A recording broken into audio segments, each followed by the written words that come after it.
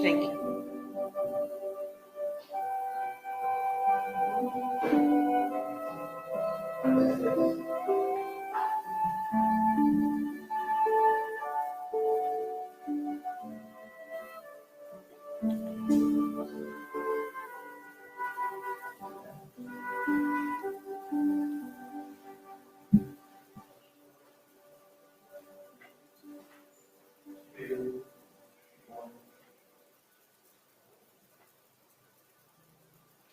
Good evening. My name is Nancy Proyact, and I'm president of the Orange County Citizens Foundation, one of the hosts of tonight's debate between New York State Senator James Skoufis and his challenger, Orange County legislator Stephen Brescia. The two are running to represent the 39th Senate District of New York State. On behalf of all of our co-hosts, we welcome our viewers and candidates to tonight's event. The Citizens Foundation and its partners have held public debates for several years. Due to COVID restrictions, however, tonight's debate has no audience. Instead, it's being live streamed from our facility here in Sugarloaf, and the only people in the room are our candidates, their representatives, our moderator, timekeeper, and our camera crew provided by EC Media Group. Please be assured we are following all New York State COVID guidelines. Before we begin, I'd like to express my gratitude to our partners at the Jewish Federation of Orange County, Leadership Orange, the NAACP, Newburgh, Highland Falls, the Orange County Arts Council, the Orange County Chamber of Commerce, the Orange County Land Trust, the Orange County Partnership, the Women's Bar Association of Orange and Sullivan Counties, the Childcare Council, and Independent Living for helping to develop questions for our candidates. Together, we represent quite a large constituency, certainly hundreds of engaged residents. Our organizing committee is a great example of how regular people can affect positive change in our communities by focusing on commonalities and working together. I'd also like to thank the candidates for participating in tonight's debate. The Board of Trustees and members of the Citizens Foundation believe it's vital to hear directly from our candidates what their vision and priorities are for our region before we as voters can make an informed decision on Election Day. We're pleased they both agreed and joined us for what we know will be a good and respectful discussion of the issues and policies that matter most to our residents. Many of you watching may not know the Citizens Foundation. Put simply, we exist to help grow quality communities in Orange County and the Hudson Valley. We work on community revitalization, public policy, infrastructure issues related to land use, energy, and transportation, sustainable economic growth, and much more. One of our main goals is to bring information to the public in forums like these, allowing for open, respectful, and meaningful discussion. We are a membership-based organization that is open to all, and when you join the Citizens Foundation, you automatically gain a strengthened voice in how your community develops and grows. Presumably, you are watching us from our Facebook page or our YouTube channel. If you'd like to learn more about us, please check out those pages or visit our website. Before I introduce tonight's moderator, I'd like to remind our viewers that we held a debate between the candidates for the 42nd district earlier this week. That can be viewed on YouTube or Facebook. You can also check our Facebook page for information about voting in New York State. Now on to our moderator. Dr. Larry Force is a professor of psychology at Mount St. Mary College and director of the Center on Aging and Policy there. Dr. Force is a gerontologist and has worked in the field of aging and developmental disabilities for close to 40 years as a practitioner, academic, administrator, and researcher in both the public and private sector. Dr. Force is a nationally recognized leader in the area of end-of-life care for people with developmental disabilities, and has authored and collaborated on books, articles, chapters, monographs, and technical reports that address topics of developmental models of aging, lifelong disabilities, and naturally occurring living communities. We are very pleased that Dr. Force joined us again tonight, as he has done for the past several years as our moderator. Dr. Force? Thank you. Thank you, Nancy, and thank you to the Citizens Foundation and to all of the collaborators that made this event possible. As Nancy indicated, my name is Dr. Larry Force, and I am a professor of psychology at Mount St. Mary College and director of the Center on Aging and Disability Policy with my dear friend and colleague, Dr. Jeffrey Kahana. We're so glad that we're able to be participating in this event. And as the guidelines go for the event, I will explain those now. Each candidate will have 2 minutes for an opening statement. At that point, there are 5 sections of questions that have been developed by the collaborators with the Citizens Foundation. Each candidate will then be given 90 seconds to respond to the question, and then a 30-second rebuttal each. Based upon the guidelines of the flip of the coin as to who would go first and who would provide a summary statement, tonight Senator Skoufis will be providing the first opening statement, followed by Chairman Brescia. So with that, I'd like to welcome you for a 2-minute opening statement.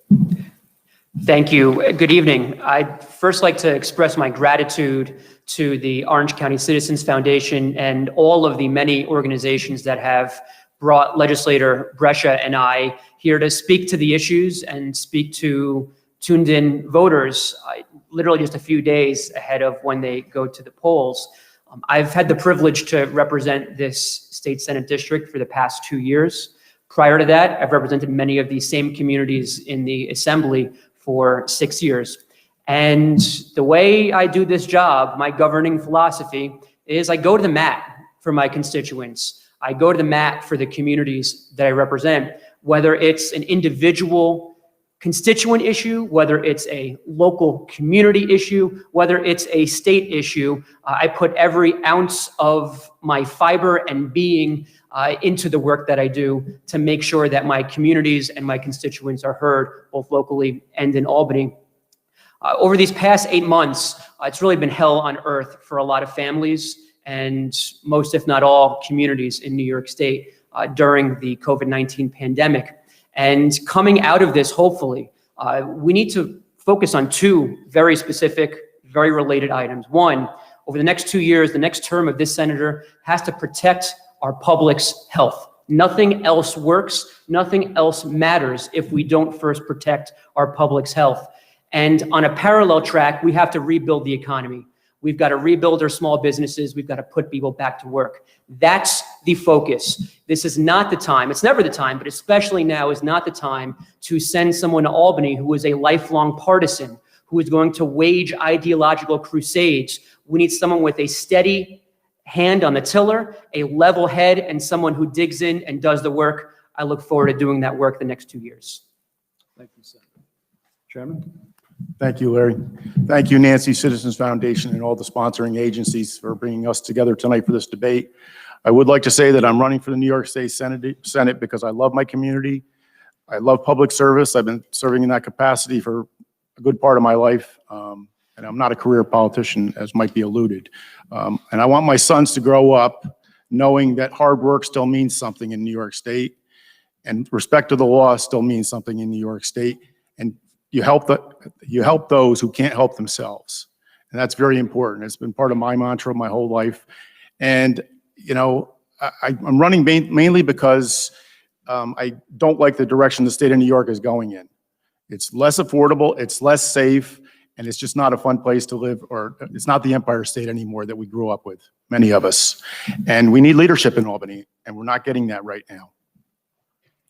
You know, and my opponent just seems to be attacking me personally rather than sticking to the issues. And it's been a punch in the gut, I got to tell you that, for this whole campaign. You know, I'm like the Rodney Dangerfield candidate in this election. I'm the old man, as Senator Skoufis calls me. That's why I put out signs, vote for the old man with common sense and vote for the old man with leadership ability, because that's what I have. That's what I bring to Albany. That's what I bring to the table. And I go to the mats. Believe me, I haven't had longevity in government if I didn't do that, go to the mats for my constituents. It's the same as in the retail lumber business. We had some of the best service in the county and around in Brescia Lumber and Raleigh Lumber after that. So I know what it is to do the job. Bill Larkin was a mentor to me. Two of my cousins worked for him for many years, and he was probably the best statesman that I've ever seen in this county. And he got a lot done, and he worked for his constituents, and he was in the district. Thank you. Thank you. Thank you both. And I also want to thank you for, prior to us sitting at this table, agreeing to the guidelines. And I also want to thank you in advance for the tone and depth of the answers that both of you will bring to this discussion tonight. So the first question is for Senator. The section deals with the issue of economy. So New York State is facing a budget deficit of approximately $17 billion. What are your suggestions on balancing this budget? And please be specific as to program cuts, tax increases, and shifting of burden to the counties, local municipalities, and school districts. Senator? Thank you. And before I get to my answer, I would like the record to reflect that I think Steve Brescia is a fine young man, and I'm happy to be debating him tonight. But as to the question, there are only two doors to open in terms of solving this budget gap. The first is cuts. The second is taxes. There is no magical third door. My proposal to close the significant budget deficit, and make no mistake, we started the year with a budget deficit of a multiple number of billions of dollars. We closed that deficit and passed a balanced budget on April 3rd. The new, completely COVID-19 driven deficit is approximately $14 billion. And the way I propose to close it is to have a very modest increase in personal income taxes on New Yorkers who are fortunate enough to make more than $5 million annually. This would be a temporary 2-year surcharge to get us through the financial crisis of this pandemic. And that would raise a number of billions of dollars. I would accelerate casino licenses in New York City, not the opening of the casinos, the license process, that's $1 billion. So these measures add up. If you don't support revenue increases, you support cutting healthcare and education. They make up 2/3 of our state budget. You cannot close a $14 billion deficit unless you touch with cuts, healthcare and education. I won't do it. Thank you. Chairman? Okay, thank you. Well, we're not going to solve the budget deficit by creating another tax code. Even the governor of the state of New York knows that. We have people fleeing this state en masse and businesses leaving the state en masse and going out of business, unfortunately, because of the poor management at the state level. I mean, let's look at the low-hanging fruit in the state of New York, not what Senator Skoufis just discussed. Let's take away the $420 million tax credit for the Hollywood film industry. And let's cut out the $100 million for public funding, which is supposed to cure corruption, but we know it's going to exacerbate corruption and make it worse, as we've seen in New York City. Let's cut out some of the other items, dip into the millions of rainy day funds that the state has, and I believe it's over $1 billion. I didn't get that verified today. Let's eliminate $27 million for free tuition that the senator voted for as an assemblyman. There's just so much waste in New York State. Senator Bonasek once told me, we don't have a revenue problem in New York State. We might now, but we didn't then, but we've always had a spending problem. We spend like drunken sailors in this state, and we need to control it. And I will bring that to Albany as a businessman. Thank you. I would love to. So look, I understand that my opponent, Mr. Brescia, has set talking points, and he has these bumper sticker type responses to questions. Let's be clear. You asked the question, how do you close a 17, I think it's 14, whatever it is, $14 to $17 billion deficit in New York State? He rattled off a couple of items that add up to less than $600 million in spending. That is not a solution. Those are bumper sticker slogans to try and scare people. We need real solutions in Albany, Mr. Brescia. Thank you. Chairman, rebuttal. Rebuttal to that? Well, let's start with your failed policies that you voted for. The Buffalo Billions. How many jobs did that bring to the 39th district? Startup New York, which you voted for. That was about as, that was a colossal waste of money. Let's stop enacting knee-jerk legislation in Albany, because that's what's happening, folks. That is what's happening up there. There's just so much waste and so much, they don't bring in the stakeholders that are educated in business or law enforcement or anything, and they make these decisions. And now we have one-party rule in Albany, which is a shame because it goes unchecked. Thank you. The second question is directed to you, Mr. Chairman. And again, in the section of economy. What is your plan to make New York competitive again in the national marketplace as we work to attract new business to one of the highest taxed and regulated states in the country? Well, first off, I would bring in a roundtable or a committee or whatever, whether it's sanctioned through the New York State Senate or through my own office as a senator, and try to bring in the brains or the people that know business. Minority-owned businesses, MWBEs, you name it, and people that really know. We're overregulated in New York State, far and away. I mean, probably one of the most regulated states in the nation, one of the most business unfriendly. And I've tried to combat that in my job as a chairman of the legislature and on the IDA, which, my opponent is constantly knocking the IDA. And I've been on the IDA 19 years, and we've done so much, and I'll get into that further in the debate. But he doesn't understand, these businesses won't come here if there's not a competitive edge. And we need to cut the regulations and ease regulations. I see it working for E. Tetz and Sons for 5.5 years. I heard Gary Tetz complain about, all the regulations he had to do with his mixers and his trucks and everything else, and workman's comp, and you name it. These are things I dealt with in the lumber business. My opponent doesn't have any experience really in the private sector, except a few odd jobs in this when he went to college. And that's about it. He really hasn't worked in the private sector, and that's from whence I come. Senator? Thank you. Let's first talk about what we shouldn't do. And that's instructive to what we should do. My opponent raised the IDA, and takes credit for jobs created here in Orange County. My opponent reminds me of a rooster taking credit for the sunrise in the morning.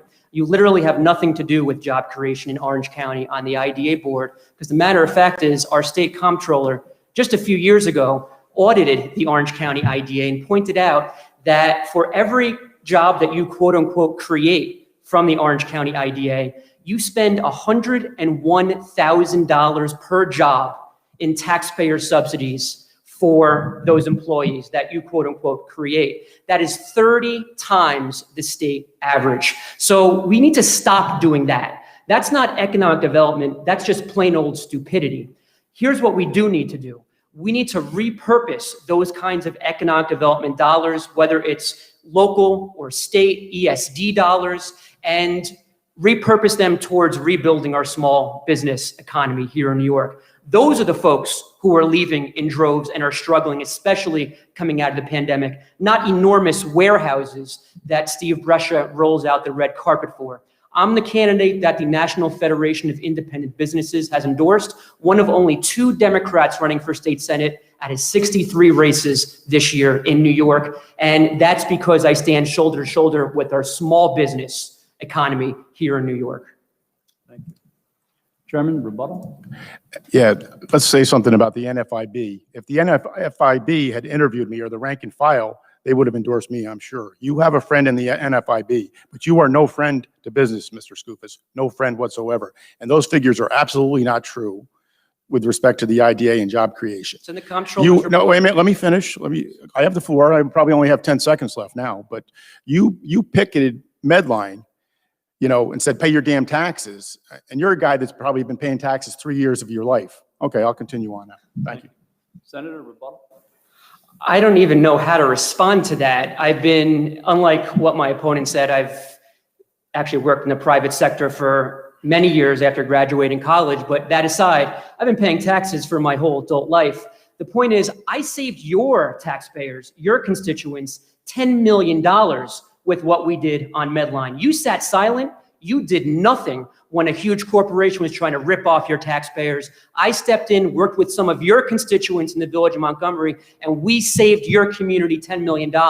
That's true leadership. not what you showed during that episode. Thank you. Senator, this question is directed to you, again, from the section of economy.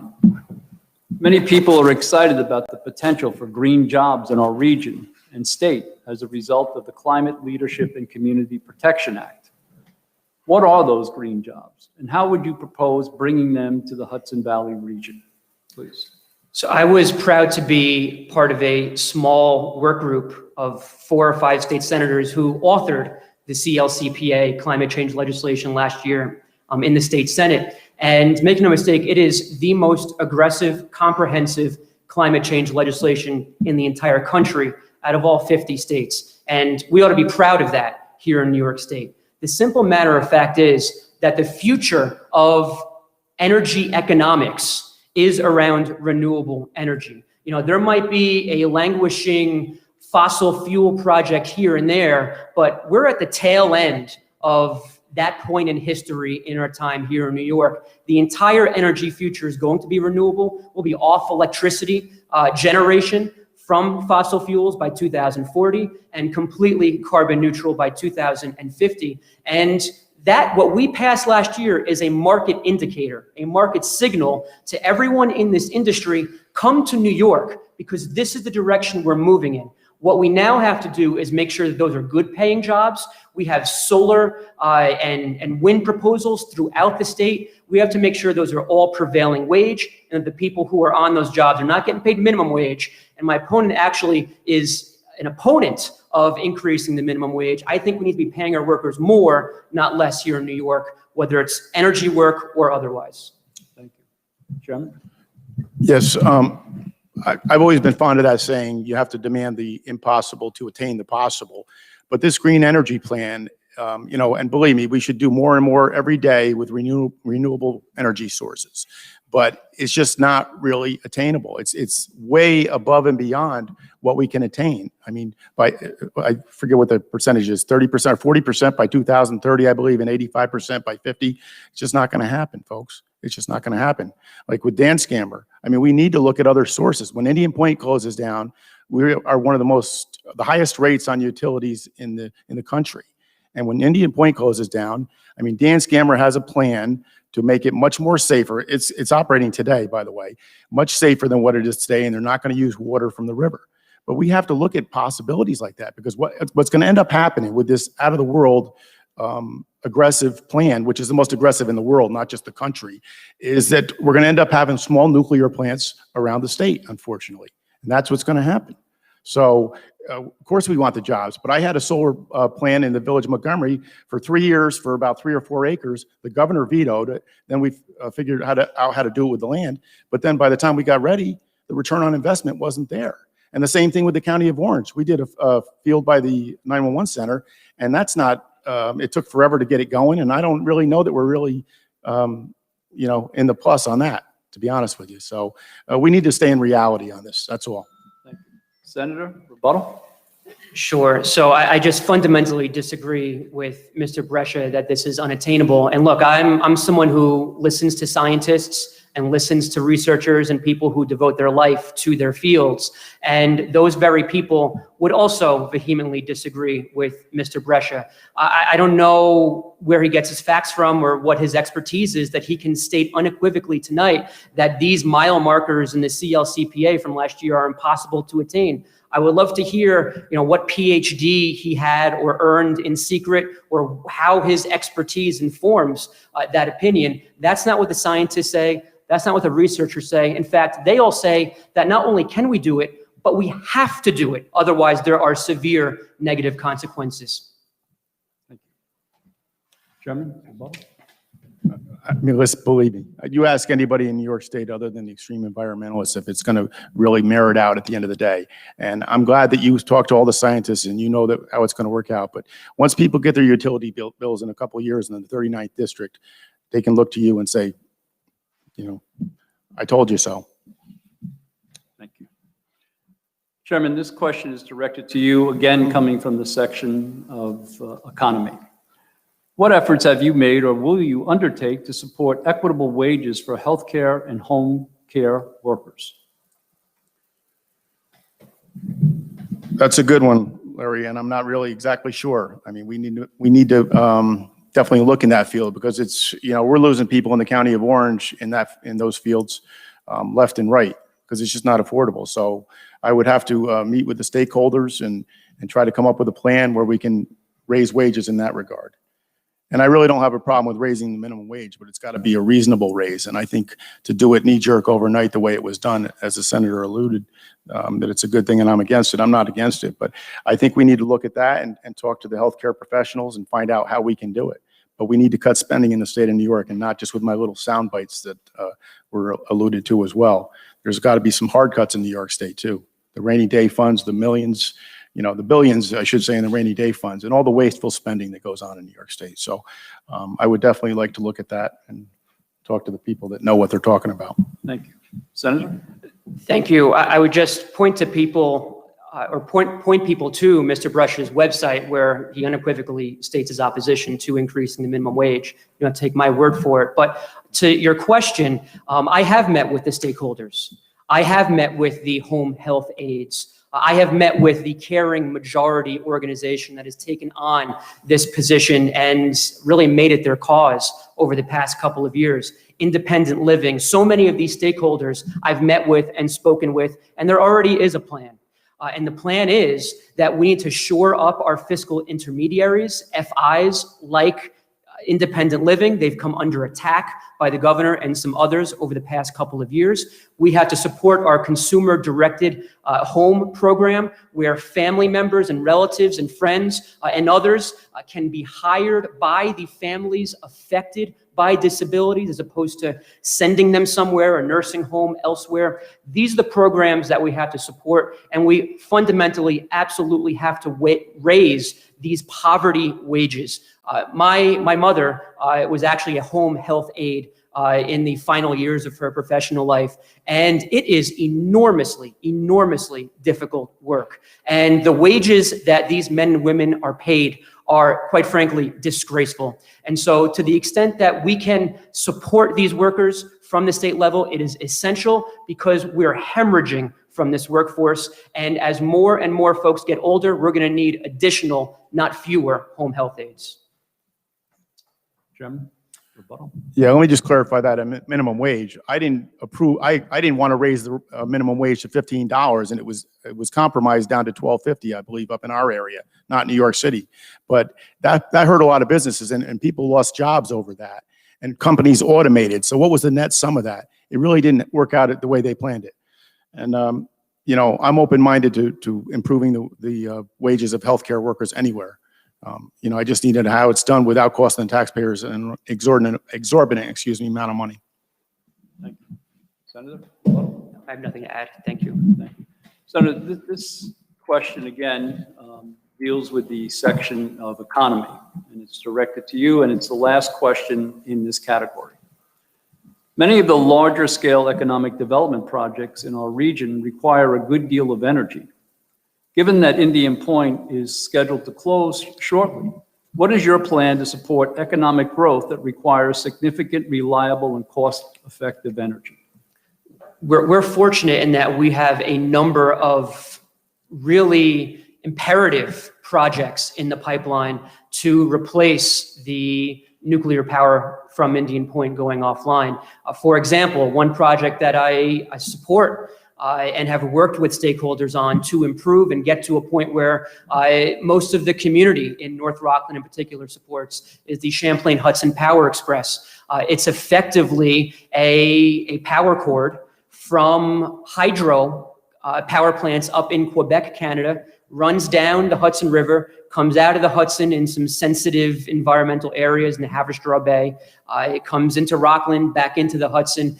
And this is a tremendous number of megawattage, and that's going to effectively replace much of the power that goes offline from Indian Point. It's clean power. We've got tons of incentives that the company, TDI, will be providing to North Rockland in particular, where the power line comes out of the water. And that's the kind of leadership we need. We need renewable energy to replace this older energy that will be going offline more and more in the coming years. And if we can get additional incentives, community benefits for our Senate district in the process, even better. And that's what we did in this case.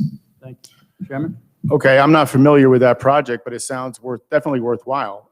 The Dan Scammer project, Mr. Skoufis hasn't really given an opinion on.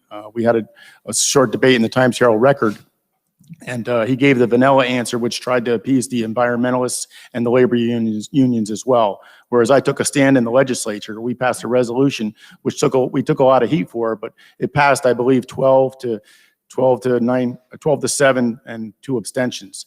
But we need to look at other sources like Dan Scammer and the project that Senator Skoufis just spoke about, and create jobs. And getting back to the Medline thing, he might have saved money, but we lost a lot of labor jobs on Medline. And Amazon, he didn't say a word about, and Dan Scammer, he hasn't really said a word about. So, you say those warehouses in Montgomery weren't decided by the Village of Montgomery; they were decided by the town and the Town of Montgomery IDA, not the Orange County IDA. So there was a lot of controversy about those projects, but at the end of the day, Medline is going to produce, with their 45B agreement, they're going to produce, I believe, $26 million in tax revenue to the Town of Montgomery and the school district, and Amazon is $29 million.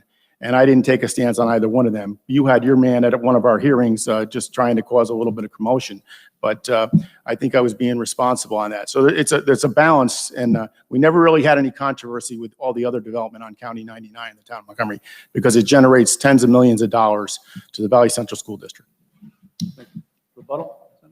I don't have any more to say on the energy piece. I'll just say on Medline, once again, my opponent cited the large property taxes that Medline will be paying. And again, I'm proud of the fact that I got them to that number working with RPM and local residents while you stood on the sidelines. That number you cited is $10 million higher because of our efforts. No thanks to you. Chairman, rebuttal? What about all the construction jobs? If you go to the Medline site, you see New Jersey plate, Pennsylvania plate, and so on. So you really cost the county a lot of residual income in the Town of Montgomery and the surrounding area and others. So, but I still haven't heard your stance on Amazon. You kept quiet about that. What's the difference between Amazon, a 1 million square foot warehouse, and Medline, a 1.3 million square foot warehouse, where you were out there with your T-shirt on, playing the Cape Crusader, and you didn't say anything about Amazon. You sat like a sheep in the pasture. Now we move to the second section about justice, equity, and social well-being. And Chairman, this question is directed to you first. In your opinion, why is the advancement of women in our society still a challenge, and what can be done to combat that? We need to get more equitable wages for women. And I think at the IDA and the Business Accelerator, we've tried to do that for the most part.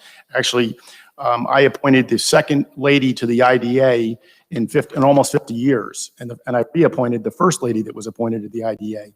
And we have a CEO that's a lady. And Maureen Howard, who does a phenomenal job. But we need to look we're trying to bring in bigger industries, engineering, high tech, automotion, and other companies to where women are going to be able to get some local jobs. And we've done that in our accelerator programs in the city of Newburgh and in New Windsor with the Cut and Sew program. Highland Falls, we're going to have an accelerator in the not too distant future. So we're ever trying to enhance the wages of women in Orange County. Thank you. Senator? I do agree with one thing that Mr. Brescia just said, and that is that we need to better empower women to have more of a presence on boards, whether it's corporate or IDA or government. It is astonishing to me that my opponent is proud of the fact that he's appointed 2, it sounds like, over 19 years. I would humbly suggest that it's not something to be proud of. There should be far more than 2 women appointments to your IDA board over those 19 years if you're actually interested in gender equality and female voices in economic development. But nevertheless, I've been proud to support a whole host of bills over my time in the state legislature. Perhaps most notably as it pertains to this issue is we've provided more opportunities for women who feel that they're discriminated against in the workplace and are paid less than their male counterparts for the same exact work provide them the opportunity to seek legal recourse and get accountability and get those payments that they're rightly due. And so we have still a lot more work to do in this country. We're a few steps ahead of much of the country here in New York because of the legislation that we've passed. Thank you. Chairman, rebuttal? I'm certainly in favor of legislation in that regard to empower women to get more jobs and enhance their futures. But I've only been the appointing officer of the IDA for 7 years. I've only been chairman of the legislature for 7 years, which is actually, I shouldn't say only, it's the second longest tenure of any chairman of the Orange history. But I've only been appointing for 7 years, so I appointed one. And by the way, I did appoint the first labor appointment, Mike Gatos, in 48 years history of the IDA. Thank you. Senator? 2 women in 7 years is not much you should be bragging about either, but nevertheless, I have nothing more to add. Thank you. Thank you. Senator, this question is directed to you initially, and again, coming from the section of justice, equity, and social well-being.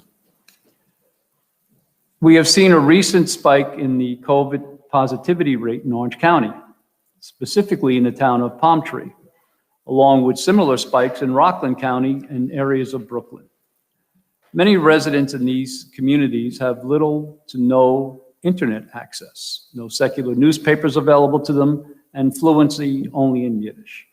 In addition, many in the community believe that they have herd immunity and lack an education in the sciences. Past government outreach efforts seem to lack the sensitivity and attention to the differences that were necessary. For example, according to an October 5th article by the New York Times, quote, into mid-September, there were no Yiddish-speaking contact tracers employed by New York City, end quote. What do you think the state needs to do to help this community understand that strict enforcement of public health measures are crucial for their safety, for the well-being of their non-Hasidic neighbors, and for the safety of all those who may live outside the community but work inside this neighborhood? That's a great question. And in fact, when the town of Palm Tree was instructed to reclose and was included in the governor's recent red zone, there were daily calls with the governor's office set up between them and state legislators that I participated in daily. And on that first call, one of my very first questions was, what are you doing to effectively communicate and reach this Yiddish-speaking community in Orange County and elsewhere? Are the inspectors going to be able to effectively communicate? Are the enforcement officials from DOH and elsewhere going to effectively communicate? Will the written bulletins be in Yiddish? Will the contact tracers be able to speak Yiddish? And I was assured on that very first call that yes, there would be that adequate communication that quite frankly did not exist back in March and April and in the early days of COVID-19. And so much of this boils down to, yes, communication. Much of it does boil down to also compliance. And I've had many conversations with rabbis and leaders in and around Curious Joel that you've got to start wearing masks. And so there were thousands of masks distributed, I know that for a fact, in KJ when this reclosure began again. And so communication is critical, needs to continue and improve, and compliance. And if the state has to come in and provide supplies, whatever it might be, guidance, we need to continue doing that. But compliance and communication is key. Thank you. Thank you. Chairman? Thank you. I'm finally looking at the right camera the whole debate here. So, yeah, we definitely need to narrow the gap with the Yiddish community in Palm Tree and Curious Joel, and we certainly tried to do that. I mean, I did that as chairman of the legislature when I brought the parties together, Curious Joel and United Monroe and the town of Monroe, Village of Monroe, and other partners down there when we adopted the resolution which allowed for the creation of the town of Palm Tree. And I chaired 6 hours of public hearings on that, brought the players to the table, and I was very apprehensive when we did that. But now we're poised to adopt a resolution in the legislature to have some dispute resolution in that area of the county. Michael Amo has been pushing for this for probably 3 years now, legislator Amo, excuse me. And we're also looking to add the city of Newburgh and the communities out there, and at the western end of the county with the Falun Dafa community. And, you know, we have to work more in that vein because there is a communication gap. I've talked to a few individuals down at Curious Joel myself, and it's tough to understand them sometimes. So we definitely need that as far as the Board of Elections and so many other aspects of Orange County. Thank you. Senator, rebuttal? I would just point out that Mr. Brescia's answer had literally nothing to do with your question, so I would be happy to afford him a second chance to actually talk about COVID-19 and the Curious Joel community. Thank you. Chairman? Well, it's tough. I think the county executive has been doing, I got off track a little bit, but the county exec has been doing a good job trying to enforce down there. But now the governor is coming in and saying that the county isn't doing anything. And I don't know what you've done during COVID, James, but you've been on the sidelines other than handing out a little PPP equipment and other stuff. I think that the state's done a terrible job with respect to not just the palm tree community, but the whole county and the nursing homes and everything. So, we definitely need enforcement down there. But I don't know if the state's doing any better than the county was doing a pretty good job. The Deputy Commissioner, Chris Erickson, has been down there numerous times and spoken to individuals. But right now, the state of New York is being sued. So who's to blame? Chairman, this question is to you, again, in the section of justice, equity, and social well-being. Where do you stand on gentrification and the lack of quality, affordable housing in our cities? And how will you revitalize our downtown centers? Well, I think we definitely need to do some affordable housing. Back to this camera. Sorry. Affordable housing in the cities. We've talked about this at the Human Services Committee with Chairman Rob Sassy, and that's where affordable housing needs to go, is in the cities, where you have all your infrastructure, you have your services, walkability. I spoke to a homeless gentleman down on Lower Broadway a few months ago, and he brought up the idea of having homeless work on the projects, just like Habitats for Humanity. And I thought that was a very good idea, and I told him I would investigate it. But we definitely need more some more gentrification in the cities. Newburgh is booming. Newburgh isn't booming, excuse me, but Newburgh can be booming. We're looking at the Grant Street property, and we definitely need to create more affordable housing there. It's just, but we also need economic development. If we don't have economic development, it's going to be tough to do some of the other things. And we need to control crime there too. And we can't do that by defunding police or the present day bail reform, because the city is not going to rise up unless we really attack, we repeal bail reform and look at it again in a minor tweak kind of way and bring in the stakeholders that should have been brought in the first place. Thank you. Senator? So much of the answer to this question lies with local governments we're a home rule state here in New York. And so planning boards, zoning boards are often the folks who are driving whether there's an adequate roadmap to more affordable housing, more senior housing, which I think is an important part of this conversation, and not just in the urban areas of Orange County.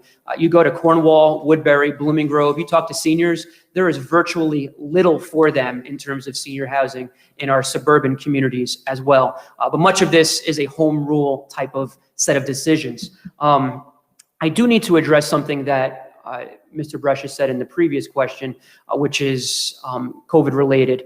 And I take great offense to the suggestion that my office and I weren't on the front lines over these past 7.5 months, helping individuals and entire communities during the pandemic. You talk to any of the over 4,000 people we assisted with unemployment problems. 4,000 people. Calling, emailing, Facebook messaging that we assisted who couldn't get even a call back from the Department of Labor. We got them calls back within 48 to 72 hours. You talk to any of the small businesses who couldn't get guidance, who couldn't get PPE from the state or from the county. You helped administer a lot of that county distribution, and we had to fill in the gaps from equipment that we sourced through our Senate office. And so we were on the front lines helping lots of folks. We even passed a host of bills. Does he get a? I think this is where we'll stop and go to the rebuttal. Yeah, he went way over on that one. Thank you, Senator. Chairman? You talk about senior housing. I mean, I spearheaded 2 projects in the village of Montgomery that offered senior housing, and they're full, and there's waiting lists that are out the door. So I've been very involved with senior housing, and we do need it. I talked to Jonah Mandelbaum, and we need it throughout the county. There's always a long waiting list. I know the town of Walk Hill wanted to have a moratorium on affordable housing for seniors and workforce housing as well. And I think that's a shame, but, you know, I know one business that called your office. And I think we'll have to stop with that. Yeah, I should go 15 seconds over too, right? We're now moving into a different section of infrastructure and natural resources. And again, midway through this, I'd like to acknowledge with appreciation the tone and depth of the exchange, and for you both agreeing to the guidelines of the debate. So this question here goes to the senator. And the question is, with many residents moving out of the city and into the mid-Hudson Valley, are there policy or bills that you would support on a Senate level to make sure that new development is balanced with the protection of natural resources and the character of our communities? Yeah, and so that's a great question. And one of the byproducts of the past 7 months is that you are seeing, just like after 9/11, a tragic event happening in New York City. The pandemic has scared a lot of residents of New York City into considering the suburbs, Long Island and the Hudson Valley. And our home values have dramatically increased over these past number of months as a result. This is not something that's a new issue for me. Since my first year in the state assembly, I've worked on a whole host of environmental programming and budgeting that has preserved open space, that has preserved farmland. The Environmental Protection Fund is the bedrock program. You ask any land trust, any Scenic Hudson, any environmental group, the Environmental Protection Fund is the bedrock that allows them to do much of this work. And the EPF has dramatically seen its budget increase over the time that I've been in the state legislature, because that's something that I believe in and have fought for. I've worked with the Open Space Institute on specific projects and the land trust in and around Orange County. There's a lot more work to do with all this development pressure, some of it caused by the partnership and the IDA giving out all these freebies that are unnecessary.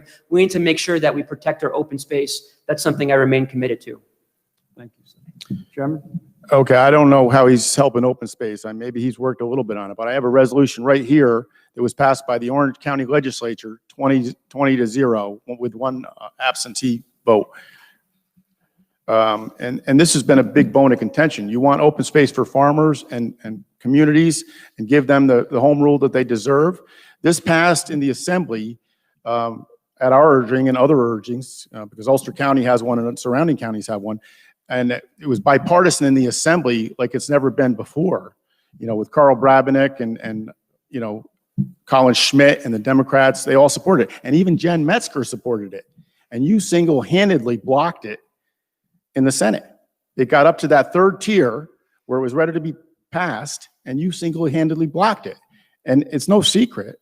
And why would you do that? I mean, it's just unimaginable. But then again, you did take $30,000 in donations from the Muncie community and the Kiris Joel community, 3 or 4 developers, excuse me. So that's ironic to me. That's all I have to say. Senator, rebuttal? Yes, Mr. Brescia claims he's not for raising taxes. The bill that he is referring to, if you purchase a $250,000 home in Orange County and Steve Brescia gets his way, you're paying an additional $1,250 in new taxes. Make no mistake, $300,000 home, that's almost a $2,000 additional tax for a new resident of Orange County. And if, by the way, you're the seller of that home, your home devalues dollar for dollar. And so you look at this stage, you ask, who is the tax and spend politician? It's the guy sitting to my left, Steve Brescia. Chairman, rebuttal? That's ridiculous. The Orange County Legislature has stayed under the tax cap since its inception in 2011. The Village of Montgomery has stayed well below the tax. Also, the state of New York doesn't even have a spending cap. They say they do, but there's so many gimmicks, and they're always over it. We had a $6.5 billion deficit pre-COVID. Now it's 14 billion, 17 billion. You pick a number. That's from mismanagement at the state level. Our Moody's rating, a few years ago, we had the best Moody's bond rating in the state of New York, a AAA1, the best in New York State. Thank you. I'm out of time. Thank you. Mr. Chairman, this question is directed to you initially, again, in the section of infrastructure and natural resources. The city of Newburgh has experienced significant water issues in the past several years. What have you done or what will you do to ensure that people living in our urbanized areas, a large majority of which are people of color, do not experience this type of discrimination, often referred to as environmental racism? Well, these are mostly state and federal issues, but I would certainly, if I get elected to the state senate, I will certainly take it full throttle to get the issues resolved and make sure that those, where it happens, the PFOS and all the other dangerous chemicals that got into the water, that those parties are held responsible. And it's tough to sue the federal government, but you know, we voiced our opinion in the legislature, the county exec did, and I know those at the state level did and the federal level as well. But we need to ensure that that doesn't happen again, and I'll do whatever it takes to make that happen. Thank you. Senator? Water is a fundamental human right. We need it to drink, we need it to bathe, we need it to cook, and every single New Yorker deserves clean drinking water.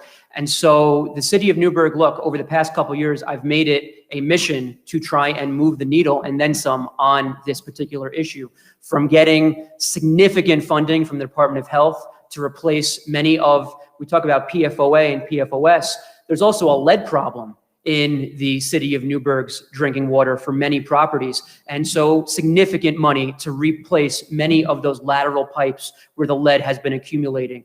Millions of dollars last year towards a new city of Newburgh water treatment facility. And so all of these issues, they cost, unfortunately, a tremendous amount of money. It requires our state legislators, working with Assemblyman Jacobson, we've been able to bring back serious funding to begin to address this problem that's long overdue. It is an environmental justice issue. It is a public health issue, and it needs to get addressed, and we won't stop until it does. Chairman, rebuttal? No, I kind of agree with that we need to do everything possible with the resources available to ensure the safety of the minority populations and everybody in the city in Newburgh or that water district. Thank you. Senator, rebuttal? I have nothing to add. Thank you. Thank you. Senator, again, in the section of infrastructure and natural resources, this question is directed to you initially. Close to 10 years ago, U.S. Senator Charles Schumer commissioned a study that called for upgrades and expansions of Route 17. New York State did not make the project a priority. However, over the past few years, a group of business and community organizations have initiated a renewed effort to complete the work. If elected, what will be your position on this project, and how will you help or hinder the initiative? If you ask any of the Route 17 coalition that you're referring to, business leaders, community leaders, labor leaders, they'll tell you that I've been front and center in working to advance this project. The way to advance this project is to get the expansion of Route 17 into the DOT's capital program. Last year, or this past year, I should say, we were about to start negotiating a new 5-year capital program. And that's how these things run. Every 5 years, you have an opportunity to get in new projects. And so we were beginning these negotiations, and I believe that we were going to get at least the start of construction of expansion into the 5-year capital program. And then COVID hit. And the 5-year capital program became a 3-year capital program, became a 1-year capital program with no new projects. The 1-year capital program in DOT right now is only maintenance of effort, nothing new. We will have a next crack at it in the start of the new year. I'm hopeful it will be a fuller 3- or 5-year capital program. Much of the environmental work at that point will be done with the Route 17 expansion, and I am 100% all in to get this project across the finish line, and I believe we will if I get reelected. Thank you. Chairman?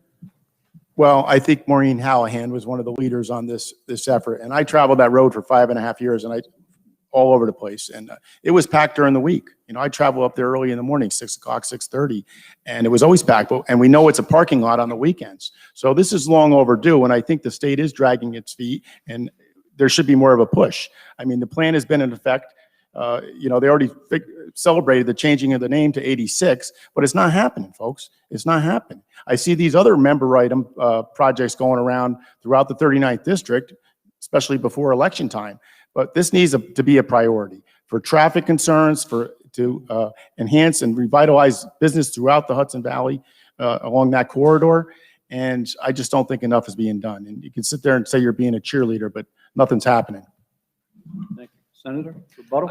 I would like to. So I would just respectfully encourage my opponent to get his facts straight. I know something like this isn't on his talking points, but the reason why that this project was finally dislodged from the bureaucracy is because Assemblywoman Aileen Gunther and I, when I was in the Assembly 3 years ago, got the necessary money to finally begin doing the environmental work around the Route 17 expansion. Up until that point, yes, it was stuck.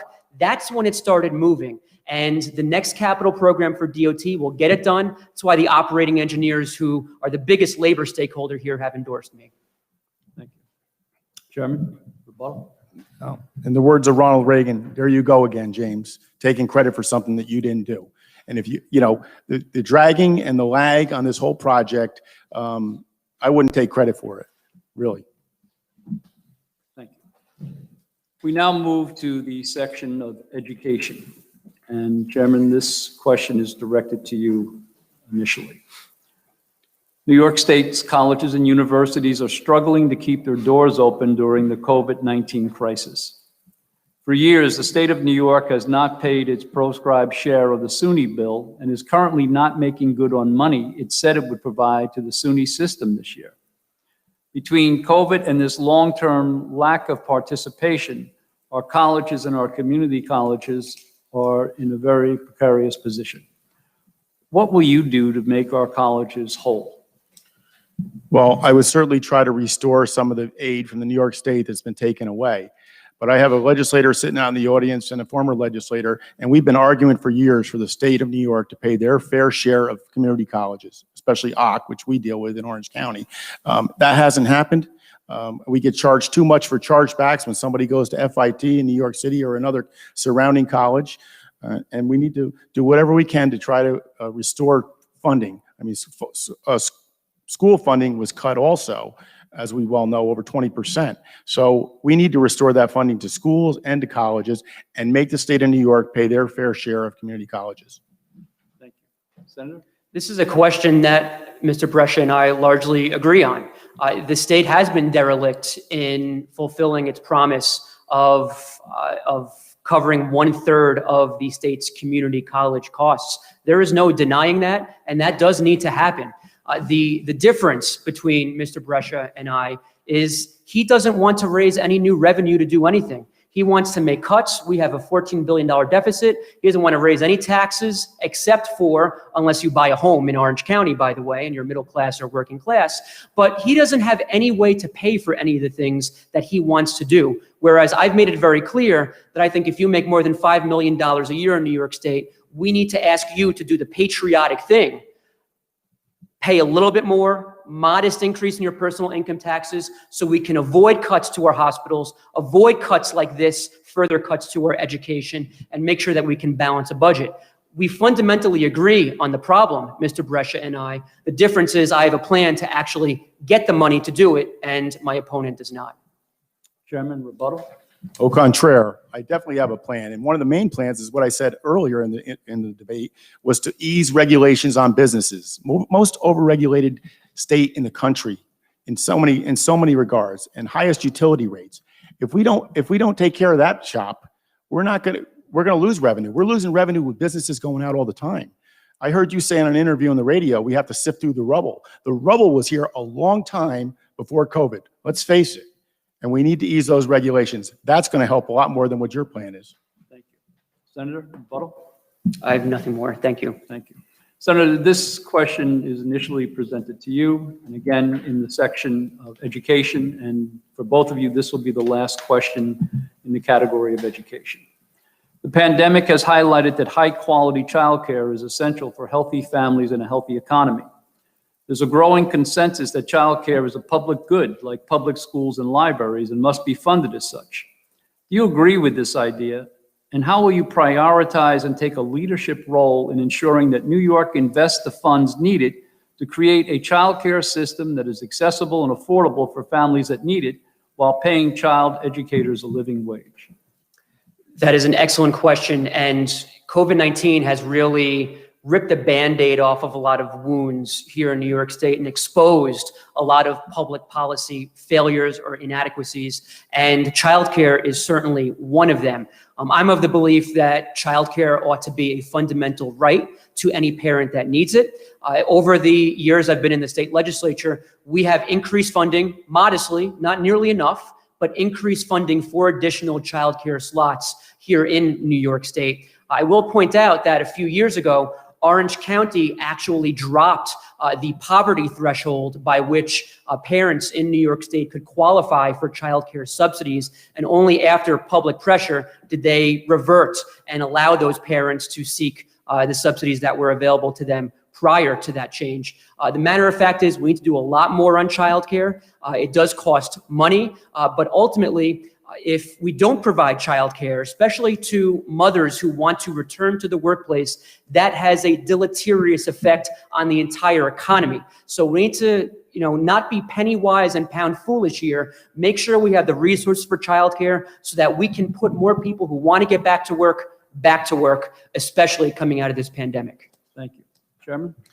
Well, we have another industry in New York State that's over-regulated or highly regulated. The training is unbelievable and the regulations that are there. So it's, I don't have a problem with adding more funds to help daycare, because our essential workers and our workers have to be able to afford to go to work and afford to pay for for childcare. I have a good friend that owns a daycare facility, and James and I were just at a ribbon cutting last week in Cornwall for one. So I understand where he's coming from, and I don't disagree with him on trying to raise funds by easing some of the regulations as well and help daycare facilities. Thank you. Senator, rebuttal? I'm okay, thank you. Okay. Chairman, rebuttal? No, I'm okay too. Okay.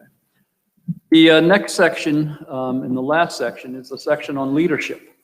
And Chairman, this question is directed to you initially. If elected, what committees would you request to serve on? Well, there's 33 state Senate committees, I believe. I would like to be on any related to public safety. I don't know the names of all the committees. Anything to do with public safety and anything to do with the economy, small business, especially small business, because that's my forte. I know how a small business succeeds and how it fails. And, that would be two of the committees, and maybe the Racing and Gaming Committee, maybe education as well. So those, do you want me to elaborate, or you're just asking me basically what I wanted to? Basically. Okay, thank you. Okay, thank you. Senator? So I'm on a number of committees as the incumbent, and I'm proud to serve as chair of the Senate Investigations and Government Operations Committee. This is a committee that deals with a great deal of legislation. I think it has the second or third highest volume of actual bills that move through any committee in the state Senate. But just as importantly, there is the investigations side of the ledger. And prior to my taking on as chairman, the investigation side was completely dormant. Occasionally, the committee would have a hearing or two to pull TV cameras in front of senators and have a couple gotcha moments for cable, and then that was the entire investigation, so to speak. Didn't exist. The first thing I did when I took on chairman of the committee is I hired investigators. Go figure. The Senate Investigations Committee now has investigators working for it. And over the past 2 years, we've taken on months-long examinations on very important issues to New Yorkers, from drug company middlemen that are skyrocketing our medicine, our prescription costs for senior citizens. We looked at IDAs and public authorities. That's the reason why we saved Steve Brescia's constituents $10 million. We investigated Medline and a number of other issues within IDAs, poor practices, bad behavior, and we're still working on cleaning them up. Right now, we're looking at the state's COVID response. This is a lot of work, it needs to continue. Thank you, Senator. Okay, he's going over a little bit again. Chairman, rebuttal? Yeah, I mean, the investigative committee, they've done a few good things, but with the investigation of IDAs, we've had 8 audits in the last 5 years. the partnership. God, they're trying to bring economic development to the county of Orange. They work their tails off, and it is players that eventually some of them get business. Thank God they do, because they pay enough taxes to get that business. They're not planning board members or village board members or town board members, so they don't have really the inside scoop as is alluded. But I don't know what that investigative committee has done. They waste more than that $10 million in taxpayer money, I'll tell you that. Thank you. Senator, rebuttal? I don't even know where to start. I think Steve Brescia just admitted that the very people who make the economic development decisions in Orange County are they just happen to be, go figure, the beneficiaries of the work that they then incentivize. That, my friend, is either pay to play or outright corruption, and that needs to be cleaned up. And perhaps, I would humbly suggest that you're 19 years on the IDA board. You have not been able to do the job. The simple matter of fact is that, again, the state comptroller, You're going over your time again. $101,000 You're per going job. That's about the 5th time you've gone over your time, and that's not what I said, by the way. But thank you both. So this is the next question in the area of leadership. It's the last question of the exchange before we move into closing statements. And Senator, this is geared towards you. Initially, the role of a senator requires decisiveness. How you handle decisions is one of the most important leadership qualities. Share some of your examples of your ability and willingness to be decisive. One of the most important things, especially for our region, which, we're not New York City, we're not way far upstate where it's wholly Democrat or wholly Republican. We've got to talk to Democrats and Republicans in this district. And I'm proud of the fact that as a Democrat, I represent a district that Donald Trump won by 5% 4 years ago. The Assembly District, 12% he won. And so that goes to tell you that, I can't win these races with just Democrats. I'm proud of the fact that many, many Republicans have saw fit to cross over and support me in these races, and I hope and look for that to continue. This begins with demeanor, and it begins with having a backbone to stand up to your party when the time calls for it. Last year, out of all 40 state Senate Democrats, I had the second most independent of the 40 voting records in terms of breaking with ranks and voting for or against legislation compared to the rest of my party and where they voted. And so that is independence. My opponent, I don't think, has had one single no vote during his time on the village board in at least a decade, as far as we were able to tell. And then the other thing is that demeanor is very important. We need to have someone who is professional, who treats people with respect, and that is something I try and bring to this job every day. My opponent has a long history of bullying. He had a police report filed against him this week for intimidating verbally and physically a woman who showed up to his village board meeting. That's unacceptable. Thank you. Chairman? That is 100% a lie, and I don't have time to go into that story, but that was 100% a lie. And you want to talk about bullying? Back in November, I believe it was, 2014, you came up after the Valley View vote when you were an assemblyman, and you verbally attacked a black man, a gentleman, by the way, a gentleman, Curly Dillard from the city of Newburgh. And I have 2 witnesses sitting right out there, and I have about 23 other witnesses that saw it. You had to be escorted out by 2 sheriff's deputies. So don't you dare tell me about bullying. That was disgraceful. I was embarrassed that night. Senator, rebuttal? All I can say is I don't have any police reports filed against me. I don't have a criminal history. And, for someone who is running on a law and order type campaign, I mean, the hypocrisy is quite remarkable. But I'm someone who brings a steady hand, a demeanor, a professionalism to this job, and that will never change. Chairman, rebuttal?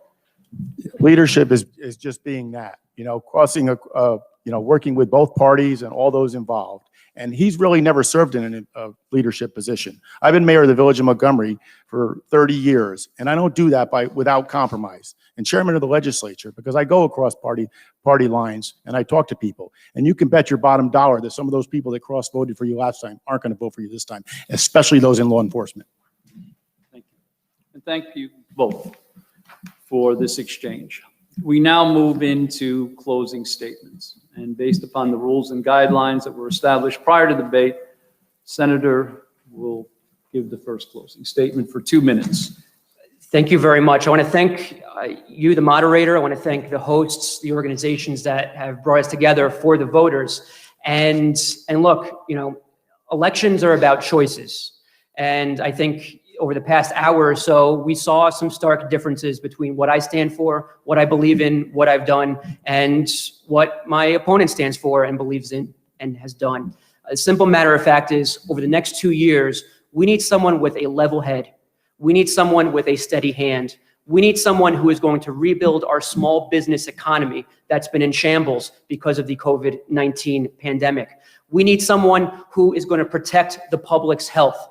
We don't need someone who is a lifelong partisan, who is the face of a political party here in Orange County, going up to Albany and waging political and ideological crusades. This is the worst possible time for that. And so over the next 2 years, I am going to bring the same professionalism, the same level-headedness to the job that I have over the past 2, and before that, the past 6 in the Assembly. I am proud to work with Democrats, Republicans, and Independents every single day in this job. I represent everybody, and I tolerate dissent. Dissent is healthy. Dissent and debate is refreshing. My opponent literally throws people out of meetings if they dissent with him. He has a First Amendment lawsuit pending against him because he did just that. And so the next 2 years, it would be an honor to continue serving the state Senate district and in these communities, and all people, regardless of who you are, what party you are, where you come from, your background, your ethnicity. I am proud to represent all 300,000 approximately constituents in this Senate district, and I look forward to doing them proud over the next 2 years. Thank you. Chairman, 2-minute closing statement. I just have to say that I've only thrown people out of village or town meeting or county meetings probably 3 or 4 times in 30 years. And that's the truth. And that one person that was thrown out of the meeting actually was in the foyer way. So she really wasn't kicked out of the meeting. She was let back in. So we talk about leadership. I'm going to represent you in the 39th district and your tax dollars and your public safety and your quality of life that you used to enjoy here, that you're not going to enjoy much longer because of bail reform. The most disastrous piece of legislation that ever came out of Albany. Our communities are much less safe. The district attorney told me today that they sentenced a person today. Back in March, he beat his girlfriend and he went to get sentenced and he got an appearance ticket. Then he got out and he stabbed her and he burned down the house.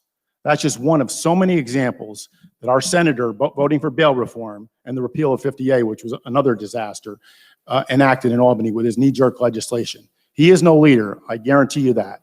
He has no leadership experience, and all these laws that are coming out of New York State are making it much less affordable. The County of Orange, under County Executive Steve Newhouse and my leadership over the last few years, we've doubled our bond rating, or we've increased it 2 notches, excuse me.